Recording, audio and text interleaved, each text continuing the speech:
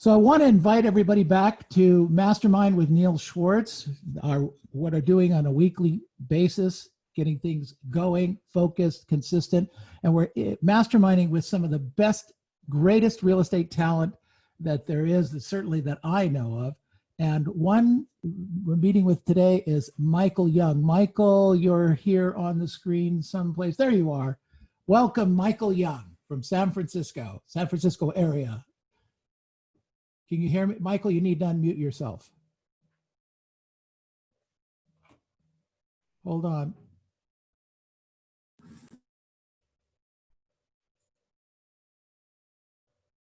There you go.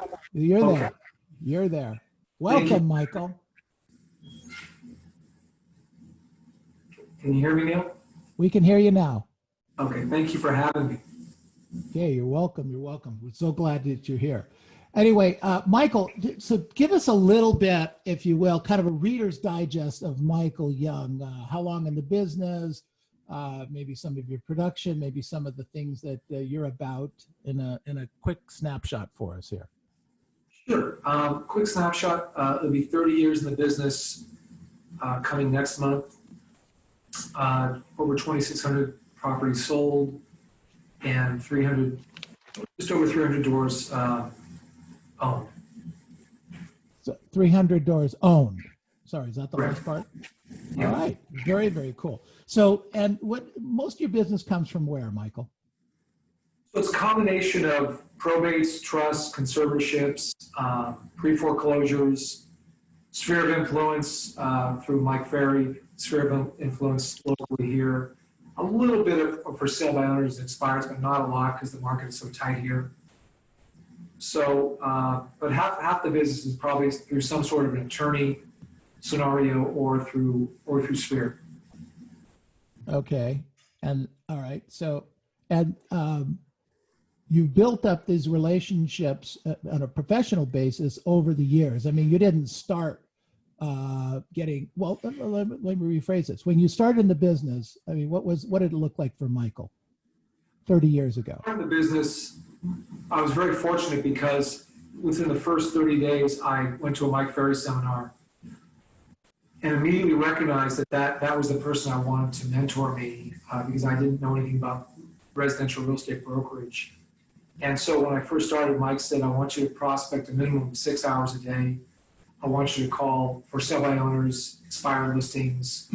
I want you to call around just listings, just sold. And if you can, I want you to knock on doors as well. And that's exactly what I did. Well, clearly you're a driver personality.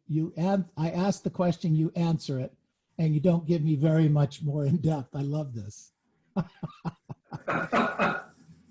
It's good. So, so you met Mike Ferry, and remind me, prior to that, you didn't have a lot of experience before Mike Ferry, correct? I was very lucky. I actually, from the age of about 19 or 20, I started working with my dad. My dad was building a mobile home park in an area called Petaluma, California, which is in Sonoma County. Sure. And I didn't go to college. What I did is I basically learned that business from the ground up. And so those were basically my college years. And then after we finished that project, my dad was going to retire because he had a lot of illness. First he had a heart attack and then cancer. And so he was going to retire. So I said, well, you know, I really love real estate. He said, well, if you're going to go into real estate, you better get your broker's license because the way you're built, you're never going to be able to work for anybody else. So I went to work initially for Marcus and Millichap for about a year. Enjoyed it, but I didn't like it because for me, I wanted to do a lot of volume. There was no emotion in it, and it just wasn't the right fit. So I decided to go into residential real estate and got a job with a company a long time ago called Better Homes and Gardens in San Francisco, the Bay Area. Sure. Started with them. Got it. And so you started with them as I guess there's still the connection. Where did Mike Ferry come into this? Oh, I'm sorry. So when I was at Better Homes and Garden, they said, you know, we're going to have you guys sit in on a seminar today with a guy named Mike Ferry. You have to go. It's not optional.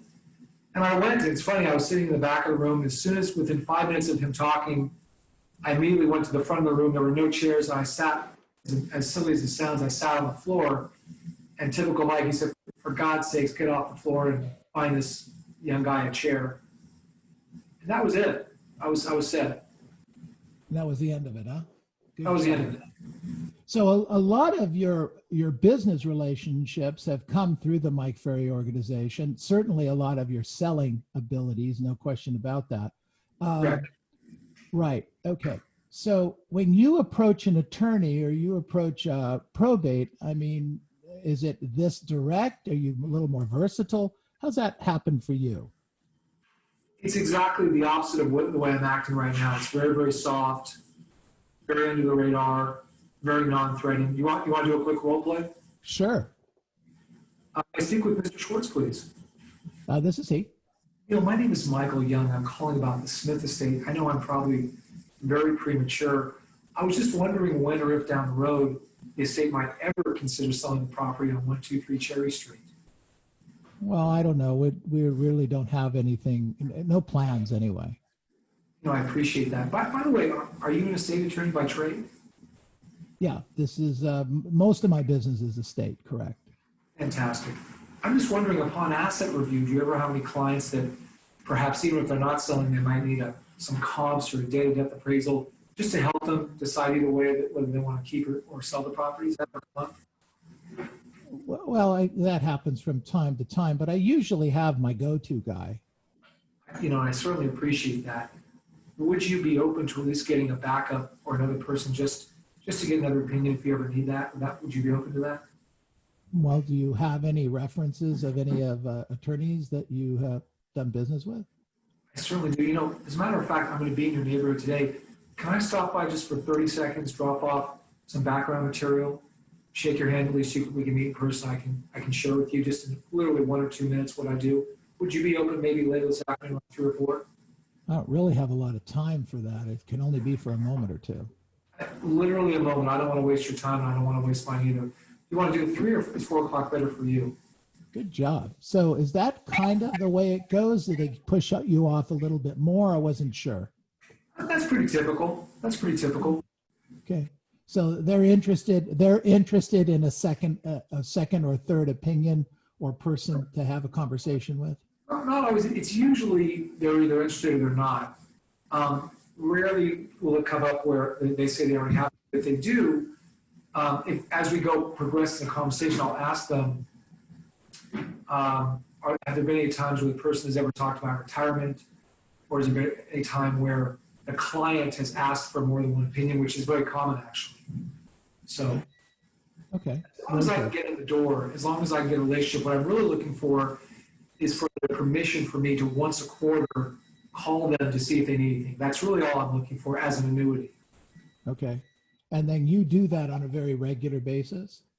Right. So I have about 500 attorneys in my sphere, and I call a minimum of 10 to 15 a day. And so how does that go? How's that script go? You're not going to believe it, but here's how it goes.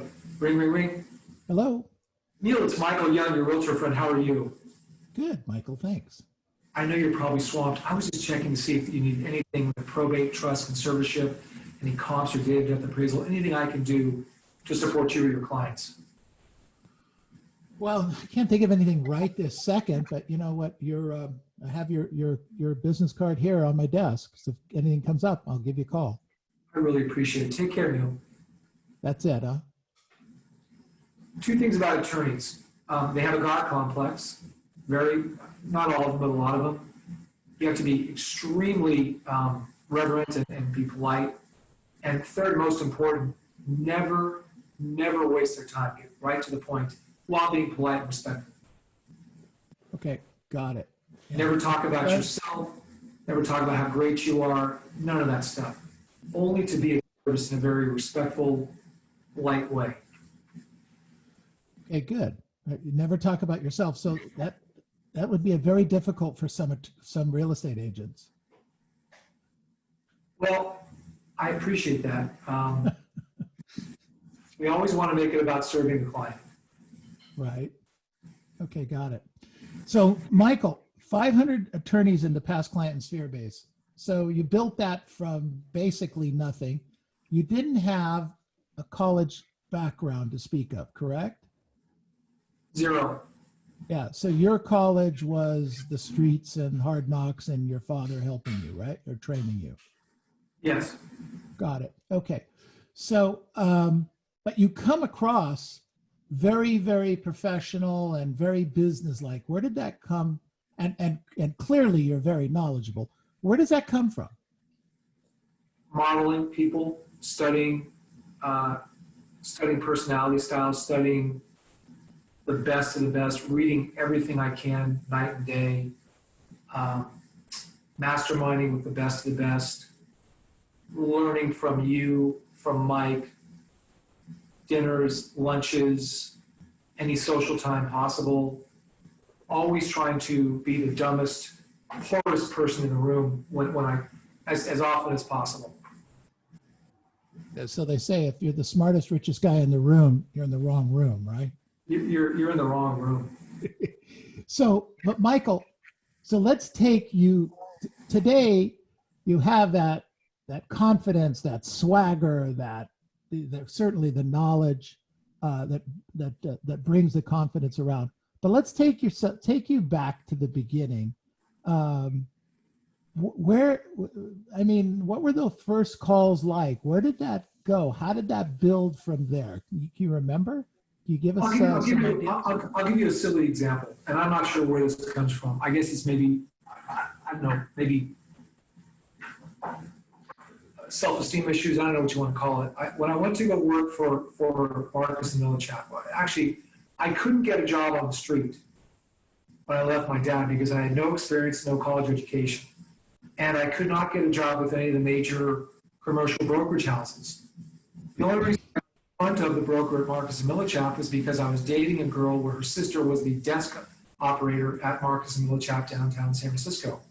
So I got in front of the broker, young guy in his early 30s, very, very, very aggressive, obnoxious, but very effective. And in those days, Marcus and Millichaps, they were like the pirates of, it was like the Wild West. So they appreciated aggressive styles. So I'm sitting in the guy's office, we're talking for 5 or 10 minutes. He goes, I don't know what to do with you. You got no experience. You don't know what to say. You don't know what to do. You work with your dad for 5 or 6 years. So what? Big deal. What am I going to do with you? And so I don't know where this came from, I said, give me the phone. He said, what? I said, give me your phone. He said, what are you going to do with that? I said, frankly, I don't know. Give me the phone. I'll pick it up. I'll call whoever you want. You tell me what to say, and I'll call him right now. I'll make as many calls as you want. And he looked back in his chair for probably 30 seconds, which is a long time. He started laughing. He goes, this is the craziest effing interview I've ever had. You're hired. I'll try you out. We'll see what this is. Because nobody had ever done that before. Right. Where that comes from, it's just, I guess the truth is, you either want something badly or you don't. You either have that fire or you don't. If you have that and you're sincere and polite, respectful, and really want to do things, people will, for the most part, usually respond to that in a positive way. Okay, good. Excellent. Any other examples of stuff like that? I mean, that's powerful. Well, that's the way I started. I started green. I had absolutely zero skills, and that's when I met Mike. And Mike somehow recognized that even though I had no skills in selling, that I had a really, really strong burning desire to absorb and learn. And most importantly, you'd have to ask Mike, but I think I was extremely, and I still try to be, extremely coachable. And I had to take my ego, not that I deserved to have an ego, whatever ego I thought I deserved to have, I took it out of it and said to Mike or to someone like yourself who I had deference to, I'm just going to shut up and you tell me what I should do and how I should act and walk and talk and think. I'll read the books you want me to read. I'll listen to the scripts you want me to listen to. I'll role play with the people. I'll hang out. There's Alex there, smart guy. There's that person. I should hang out with them. Great. So whatever Mike told me to do, for better or for worse, I did it. There was no resistance.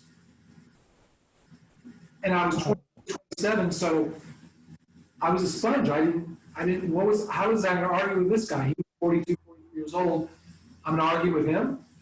He's Right. driving a Rolls Royce and there's 2,000 people in the room listening. Who the hell am I to argue with him? Got it. Got it. That's powerful. So when you go back to he's telling you what to do and he's pointing it out.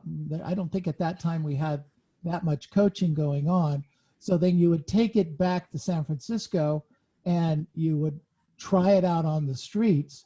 So what'd you run into there? What was the resistance on the streets there? You're a young guy, you're working with attorneys, they're educated, you're not, or you're not college educated. Was any resistance with that?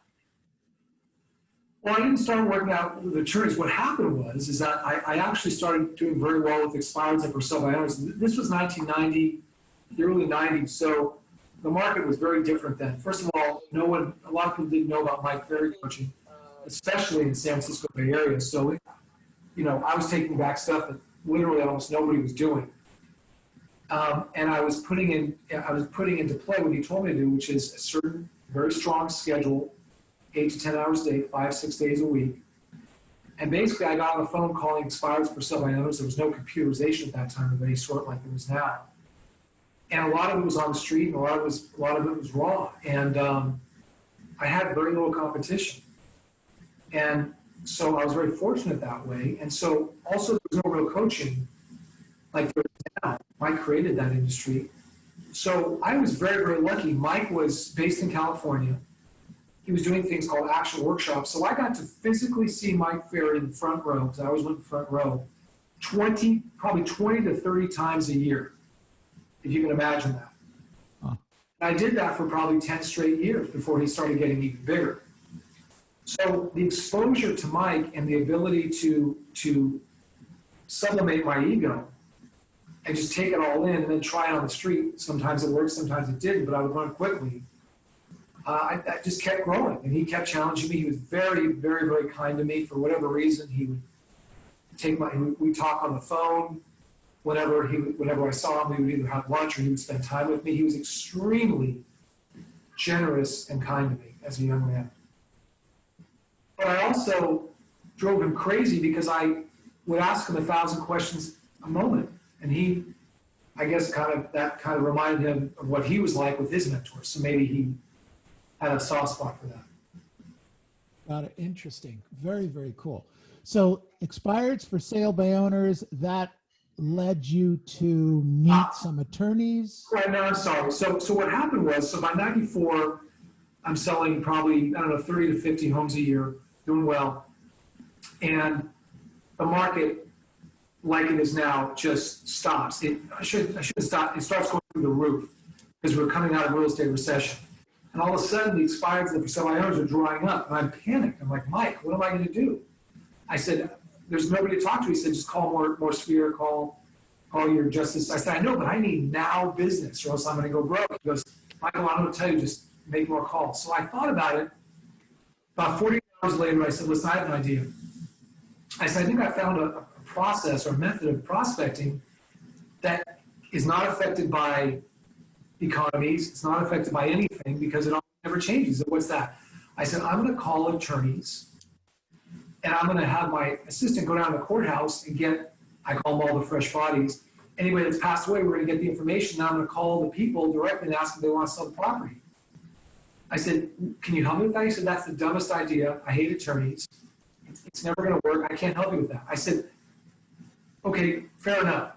What I'm going to do is I'm going to take everything you've taught me with the process and the methods, and I'm just going to apply that to probates. He said, good luck. I don't know how the hell you're going to pull it off, but if you do, let me know. That's how it started out of desperation. Got it. It kept growing because at that time there was no competition for that either. Right. So that was actually the beginning of the probate work that you were doing. Right. Fantastic. Okay. And you built that whole business based on the selling skills that you were taught. All I did was take the skills and just take it into that direction. That's all I did. Got it. Okay. Brilliant. Excellent. So we moved into the probates, and at the same time you were doing that, were you buying and selling for your own portfolio? I was starting to buy small properties that made sense. And that just, again, the same thing as the years grew. I started buying larger and larger. I started flipping smaller properties into larger properties for passive income, cash flow, and depreciation and tax advantages. So when we talked last week or the week before, I'm losing track of all time in this whole environment now. But when we did talk, we talked about getting property, managing your income, managing your money, and then saving money and investing it. So you want to talk a little bit about that? Sure. I think, one of the things I've found throughout the years, Neil, is that, and you've seen this as much as I have, you have these incredible agents selling 50, 100, 200, 500 homes a year. They're grossing $1 million, $2 million, $5 million, $10 million a year. And then they're incredibly, within 3 to 5 years, they're broke or worse. And you wonder what happened. Well, what happened was they figured out how to earn the money, but they didn't figure out the other two things, which is how to keep it after paying taxes and personal expenses. And then after they keep it, learning how to multiply it. So people usually have 3 problems with money. They don't know how to earn it, they don't know how to keep it, and then they don't know how to multiply it. And so my job, as I saw it, was to earn a lot of it, to keep as much as I could after taxes and personal expenses, and then to multiply it through investing in real property, in real estate investments. So I love the concept. Let's talk a little bit more about that, because I think that's a hot button for all of us. Yeah. So in the earning it, let's talk about keeping it. I mean, what are you referring to there? So if somebody earns $50,000 in commissions, gross commissions. Okay. And let's say it costs them, I don't know, $3,000 a month to live. Then they have to pay taxes on that $50,000 they made. So between their personal expenses and their taxes, whatever's left over goes into a separate account that will eventually go into a real estate deal. Now, obviously, the more they earn, the more they should keep it. See, that doesn't always multiply. I used 50,000 instead of 500,000 because the truth is, you can earn $5 million a year, but if your expenses are $3 million and you owe $2 million in taxes, then there you go. You have no money. So it doesn't matter whether it's 50,000 or 5 million. You have to learn how to have your pay your personal expenses and your taxes and still have something left over to put away to invest. And that is not an easy thing to do for a lot of people. But So where did you learn that? Did you learn that from your dad? Did you learn that from the books? Mike Ferry talks a little bit about it. I would say it was a combination of a lot of people. Again, I was trying to model people that I really admired, and the formula that I saw throughout history, at least the last 100 years in America, was that a person will have a retail business of whatever sorts. They will do well in that, and then they pay their taxes, they lived with their means, and then whatever was left over, they would invest. An extreme example, the biggest example, would be Jeff Bezos. So Jeff Bezos starts off with Amazon. He's got this retail business. All of a sudden, it starts hemorrhaging money to him. And he eventually takes it, keeps reinvesting in the business, reinvesting it until the business is growing so much that he then, after he pays his taxes, after his personal expenses, he then starts investing that not just in Amazon, but he starts investing in real estate. Now, what do I mean? What's his version of investing in real estate? Well, building hundreds of millions of square feet of Amazon buildings for distribution. It's not just for Amazon distribution. With McDonald's, when they asked Ray Kroc, Ray Kroc asked the class of USC, what business am I in? And someone said, well, that's stupid, Mr. Kroc, you're in the burger business. He goes, no, you're wrong. I'm in the real estate business. All those McDonald's locations, that's where we make all our money, really. Burgers are great, but the real money is made in the income from the franchisees on real estate. So I'm Got using it. examples, but whatever you make, your job is to put in your means and pay your taxes and have some left over. You can eventually invest that. So when you're in the business for 10 or 20 years, if you want to, you can either take it easy or just live off your passive income. It's up to you, but at least you have the option of doing it. Got it. I just watched what all the big guys did. Yeah. Well, you've done a really, really good It's a job. very with simple that. formula. It's not complicated. It's simple, but it's not easy to do. Yeah, you say that all the time. It's simple but not easy to do because of the discipline you have. So let's talk about discipline and that kind of stuff because I think that rolls down. So you prospect still every day? 4 hours a day. 4 hours a day still. I just literally stopped my morning prospecting right before the call, and I'll be doing it again. I don't know if do I have an appointment today? I have one appointment, but I'll do the rest of the day. We spent either negotiating contracts, and or prospecting more. Follow the prospecting. That's all And I your do. prospecting is still talking to past clients, sphere, and attorneys, correct? No, it's pre-foreclosures, expireds, for sale by owners, past clients, brand new probates that are coming in, attorneys. So it's a whole hodgepodge of, all those different people. Got it. Okay. So are you role playing daily? I will play every day, So about how long? 15 to 20 minutes. So let me ask you a question. What did you do business wise in 2019, more or less? I did just under 100 deals. So just under 100 deals for Michael Young is about how much gross income? About $1.5 million. Okay, so $1.5 million. And you're telling me that right now you're still prospecting 4 hours a day and sounds like doing a half an hour to 45 minutes worth of role play a day? About 15 to 20 minutes of role play. And I, without, I have an idea of what your net worth is, and we don't need to say. Well, what'd you say? 300 doors? Correct. 300 doors. Okay, so that's 300 units or apartments or houses or commercial properties, correct? It's strictly mobile home parks and apartment buildings. Got it. So when you count a door in a mobile home park, are you counting all of the units in the park, or are you counting the park as one door? No, I'm sorry. So a typical mobile home park for me will be anywhere from 50 to 100 doors. Got it. Okay. Okay, got it. Because you're getting the rent off of all of those units. Right. So I own the land. Got They it. house on top of my land. They're paying me for the right to use my land. Got it. And then Got of it. course the apartments they're paying me for my buildings. Okay. Perfect. Love it. Absolutely. Okay. So you're still grinding.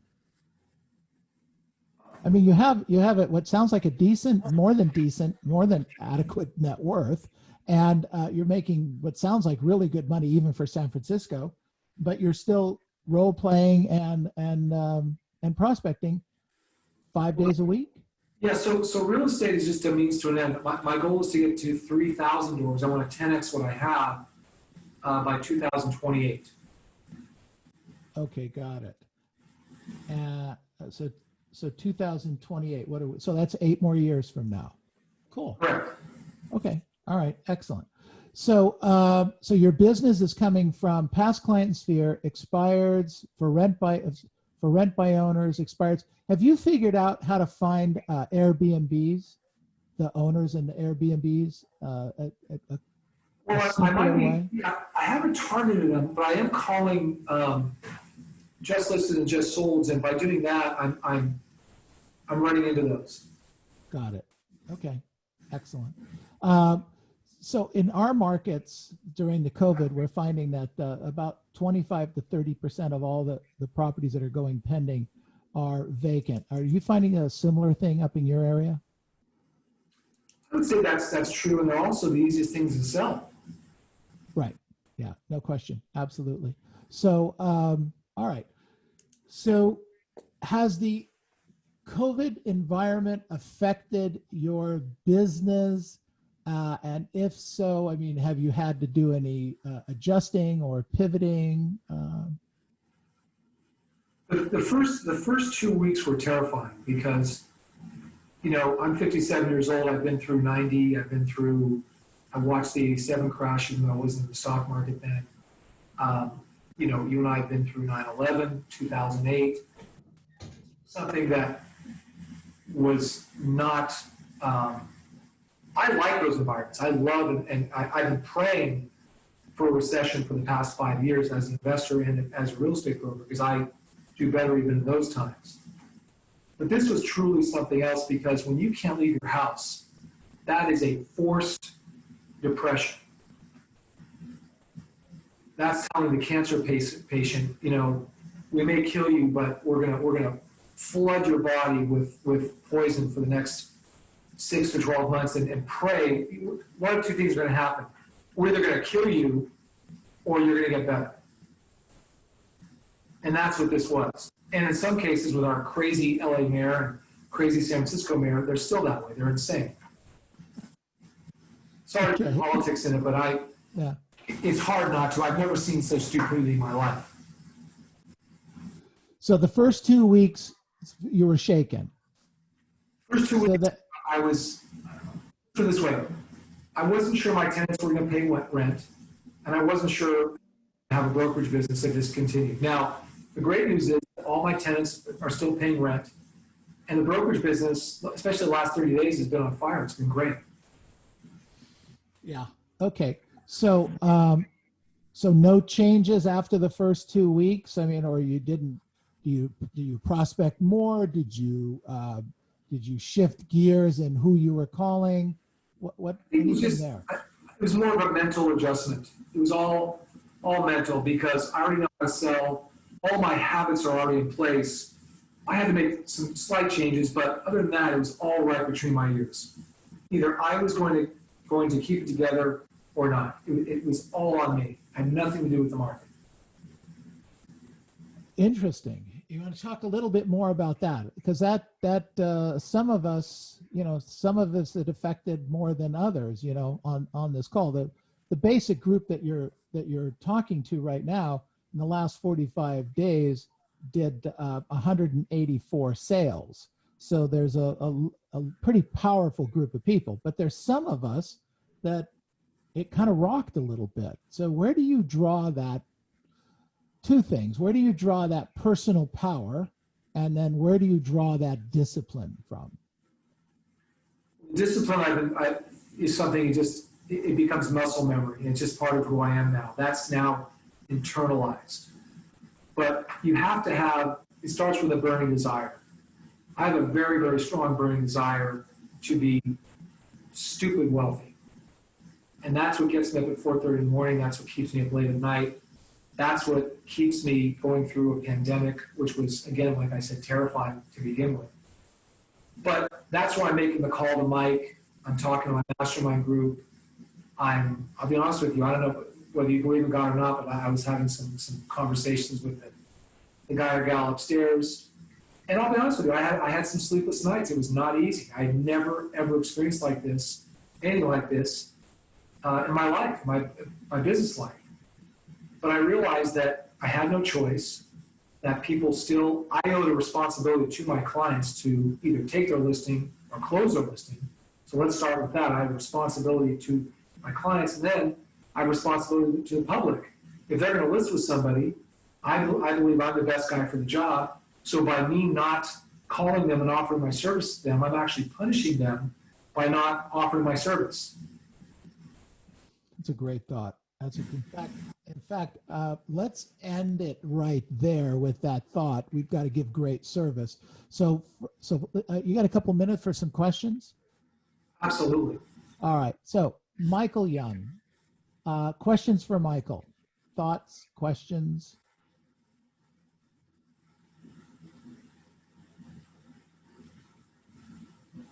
I have a question for Michael. This is Tess. Go ahead, Tess, please. Hi, Tess.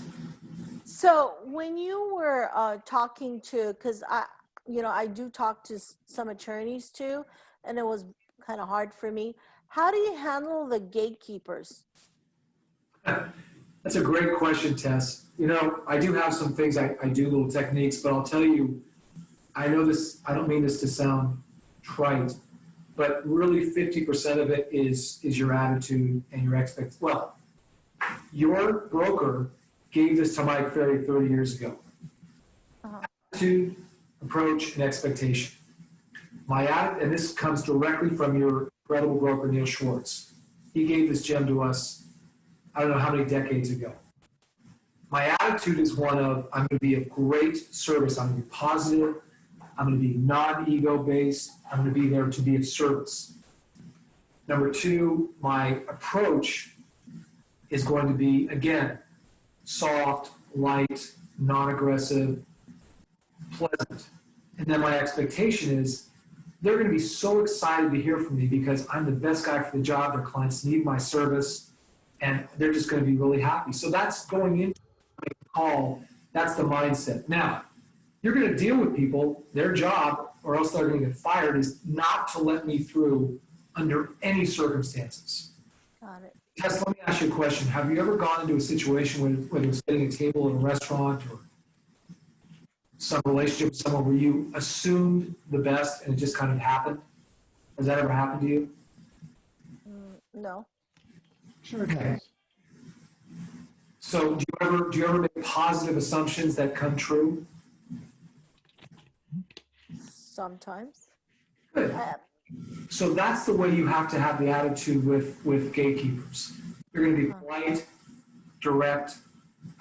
You're not going to don't leave voicemails ever, ever, ever. Be a little bit on the fast side. Use the first name of the attorney, like you're friends with them. Just be very if you call up, hi, I'm Tess with Century 21 Walnut Creek. I'm calling about the Smith estate. I'm a real estate broker. I specialize in probates. They will absolutely not let you through. Do you want to role play real quick? Sure. Do we have time, Bill? Yeah, go ahead. Okay. Ring. Yes, this is Tess. This is Michael Jackin. I can't. It gets cut Mike, off. Michael, I'll role play with you. Yeah. Sure. Ring. Hello. Oh, hi. This is Michael. Is Jackin? Who's calling?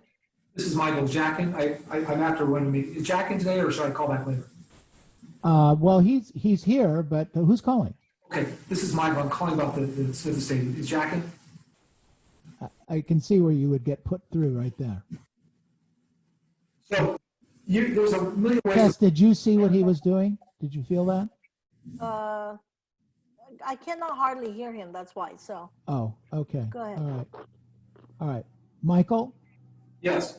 I'll role play it with her offline. We're Sure, getting of course. cut off a little Thank bit. you. Okay. Thank you, Michael. Okay, You're but welcome. I clearly got what you were trying to do. Yeah, it's not black and white. It's Tess. It's more of an art than science. It really, you have to play with it. You have to feel things, and you've got the best coach in the world to help you with that. So you'll get it. Awesome. Thank you very much. My pleasure. Tessie was talking about me in case you were curious. Okay. Good job. All right, Michael. Okay, other questions for Mike? I have a question. Sure, go ahead. Yeah, hi, Michael. This is Jack. Thank you very much. Just a quick, you mentioned, save the money and then make the investment. And sometimes the money saved is not enough to make let's say a real estate purchase. What would you recommend in terms of parking these money short term? It's a great question, Jack, and this is going to probably alienate most of the people on this call. I don't mean to, but I'm also not going to lie to you. To really play at the level you need to play at and not mess around, you're going to have saved. Again, your guys aren't going to like this, but I'll never lie to you. You're going to have to put away a minimum of $300,000 to $500,000 in savings. And I'm not talking about 6 to 12 months of rainy day savings. I mean money parked into a separate account just for investing.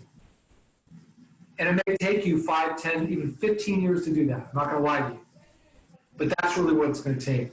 To lie to you and tell you you're great with 25 or 50 or 100,000, if you're in California, it's not going to happen.